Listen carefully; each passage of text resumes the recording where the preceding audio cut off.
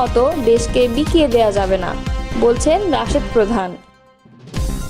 তারেক রহমানকে চীন সফরের আমন্ত্রণ চীনা কমিউনিস্ট পার্টির। পাকিস্তানের সেনা প্রধানকে নিয়ে বিস্ফোরক মন্তব্য সাবেক মার্কিন দূতের। যুদ্ধ শেষ করতে চায় ইসরায়েল, ইরানের কাছে পাঠিয়েছে বার্তা। এতক্ষণ শুনছিলেন সংবাদ শিরোনাম, এবারে বিস্তারিত। মীর জাফর ও হাসিনার মতো দেশকে বিকিয়ে দেয়া যাবে না বলে মন্তব্য করেছেন জাতীয় গণতান্ত্রিক পার্টি সহসভাপতি ও দলীয় মুখপাত্র রাশেদ প্রধান। তিনি বলেন, 23 জুন পলাশী দিবসের ইতিহাস সোনার বাংলাকে শ্মশানে পরিণত করার ইতিহাস, স্বাধীনতাকে কেড়ে নেওয়ার ইতিহাস, বিশ্বাসঘাতকতার ইতিহাস। ভাগ্যের কি নির্মম পরিহাস, বিশ্বাসঘাতকতার এই কালো দিন 23 জুন জন্ম নিয়েছিল আওয়ামী লীগ।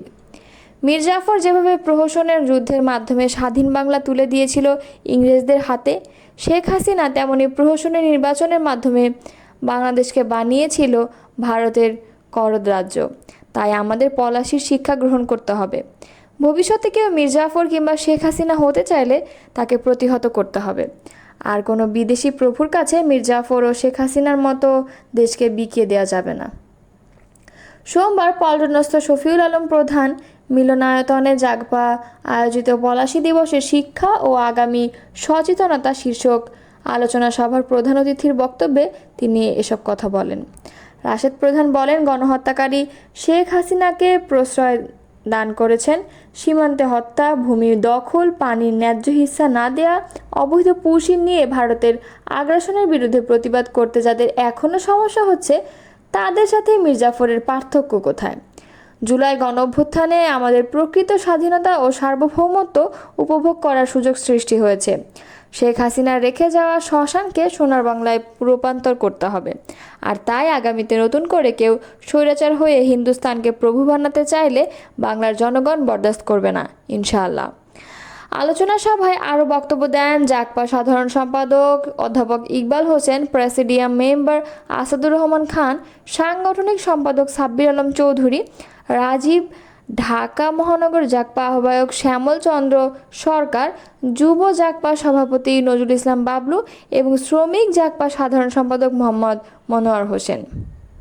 বিএনপির ভারপ্রাপ্ত চেয়ারম্যান তারেক রহমানকে চীন সফরের আমন্ত্রণ জানিয়েছে চীনের কমিউনিস্ট পার্টি। সোমবার বিএনপির মিডিয়া সেলের সদস্য সাইরুল কবির খান এই তথ্য নিশ্চিত করেছেন। তিনি জানান, চীনের রাজধানী বেইজিংয়ের পিপলস গ্রেট হলে আয়োজিত দ্বিপাক্ষিক বৈঠকে বিএনপির প্রতিনিধি দলকে স্বাগত জানান সিপিএসির পলিট ব্যুরো সদস্য এবং ন্যাশনাল পিপলস কংগ্রেসের ডেপুটি চেয়ারম্যান লি হংঝং। বৈঠকে তারেক রহমানকে চীন সফরের আনুষ্ঠানিক আমন্ত্রণ জানান এই সিপিসি নেতা। বিএনপি প্রতিনিধি দলের নেতৃত্ব দেন দলটির মহাসচিব মির্জা ফখরুল ইসলাম আলমগীর। প্রতিনিধি দলে আরও ছিলেন দলের কেন্দ্রীয় কমিটির গুরুত্বপূর্ণ নেতারা। সাইরুল কবির খান জানান, বৈঠকে দুই দলের মধ্যে দিয়ে বোঝাপড়া ও আঞ্চলিক ভূ রাজনীতিতে সহযোগিতার বিষয়ে আলোচনা হয়। সিপিসির পক্ষ থেকে বলা হয়, রাজনৈতিক সম্পর্কের একটি নতুন অধ্যায় সূচিত হলো। তিনি আরও বলেন, বৈঠকে মির্জা ফখরুল ইসলাম আঞ্চলিক রাজনীতিতে চীনের নেতৃত্বের ভূমিকাকে অত্যন্ত ইতিবাচক বলে আখ্যা দেন। এই ধরনের উদ্যোগকে বহুপাক্ষিক করে তোলার আহ্বান জানান তিনি। বৈঠকে উপস্থিত নেতারা আশা প্রকাশ করেন, ভবিষ্যতে রাজনৈতিক দলগুলোর মধ্যে এমন কৌশলগত সংলাপ আঞ্চলিক শান্তি ও উন্নয়নের নতুন দিগন্ত উন্মোচন হবে।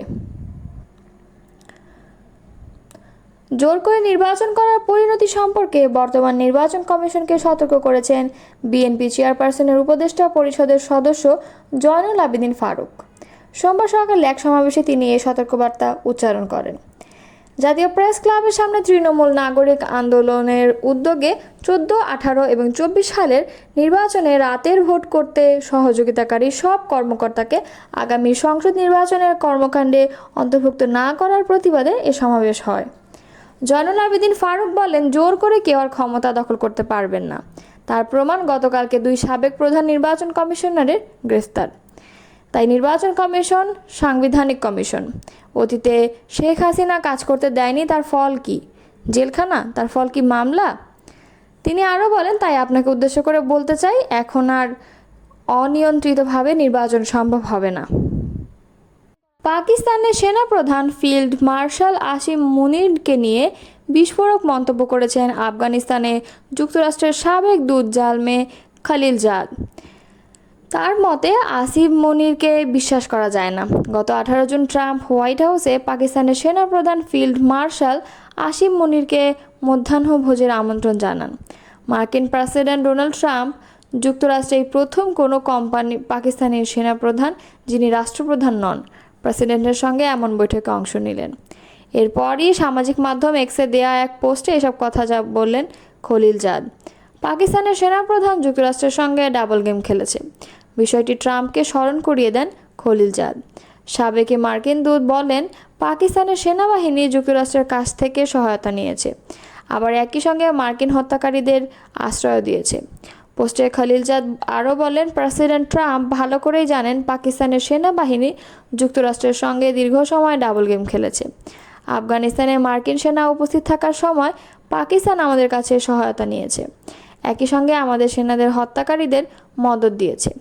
একইভাবে 9/11-এর পর সন্ত্রাসের বিরুদ্ধে যুদ্ধের সময় পাকিস্তানের সেনাবাহিনী দুজনকে সহায়তা করেছে, আমাদেরও আবার আল কায়দার সন্ত্রাসীদেরও। খলিলজাদ প্রশ্ন তুলেছে, আমরা কোথায় বিন লাদেনকে খুঁজে পেলাম? পাকিস্তানি সেনাবাহিনীর গুরুত্বপূর্ণ ঘাঁটির একেবারে নাকের ডগায়, কিন্তু পাকিস্তান এখনও ডাক্তার আফ্রিদিকে আটক করে রেখেছে, যিনি বিন লাদেনকে হত্যায় সহযোগিতা করেছিলেন। পাকিস্তানের সেনাপ্রধানের সঙ্গে ট্রাম্পের বৈঠক অনুষ্ঠিত হলে এমন এক সময়ে যখন মধ্যপ্রাচ্যে উত্তেজনা চরমে। গত 13 জুন থেকে ইসরায়েলি ইরান হামলা থেকে শুরু করে জবাবে ইরানেও পাল্টা ক্ষেপণাস্ত্র ও ড্রোন হামলা চালাচ্ছে। ইসরায়েলের হামলায় ইরানে ইতোমধ্যে 600 জনের বেশি নিহত হয়েছে। অন্যদিকে ইরানের পাল্টা হামলায় ইসরায়েলের নিহতের সংখ্যা প্রায় 100। ইসলামী প্রজাতন্ত্র ইরানের সঙ্গে দ্রুত যুদ্ধ শেষ করার পরিকল্পনা করছে ইসরায়েল। এই বিষয়ে যুক্তরাষ্ট্র তার আরব মিত্রদের মাধ্যমে ইরানের কাছে ইসরায়েলের বার্তা পৌঁছে দিয়েছে। আরব ও ইসরায়েলি কর্মকর্তাদের বরাত দিয়ে সোমবার মার্কিন সংবাদ মাধ্যম ওয়াল স্ট্রিট জার্নালের এক প্রতিবেদনে এই তথ্য জানানো হয়েছে।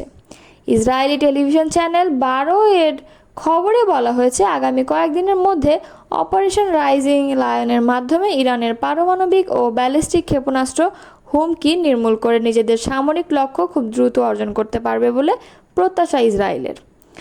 আরবের কর্মকর্তারা ওয়াল স্ট্রিট জার্নালকে বলেছেন, ইসরায়েলকে এই অভিযান শিগগিরই শেষ করতে চায় বলে যুক্তরাষ্ট্র তাদের আরব মিত্রদের মাধ্যমে ইরানকে বার্তা দিয়েছে। তবে যুক্তরাষ্ট্রের হামলার জবাব দেওয়া ছাড়া ইরান এখনই অভিযান শেষ করতে চায় না। ইসরায়েলি এক কর্মকর্তা রোববার টাইমস অফ ইসরায়েলকে বলেছেন, ইরান পারমাণবিক কর্মসূচি বাতিল করতে রাজি হলে ইসরায়েল এখনই বোমা হামলা বন্ধ করার জন্য প্রস্তুত আছে। তিনি বলেন, এই অভিযান বন্ধের বিষয়টি আমাদের উপর নয়, বরং ইরানের উপর নির্ভর করছে।